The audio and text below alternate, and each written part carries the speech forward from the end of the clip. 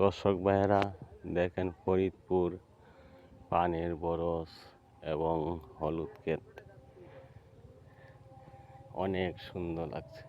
খালি সবুজ আর সবুজ আর পানির পর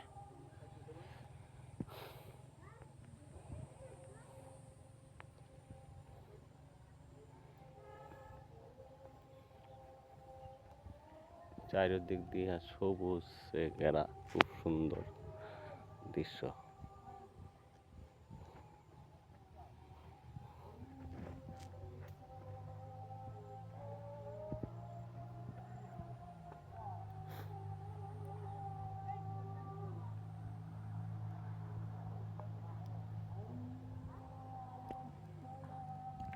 আকাশের অবস্থা তেমন ভালো না, মেঘাচ্ছন্ন।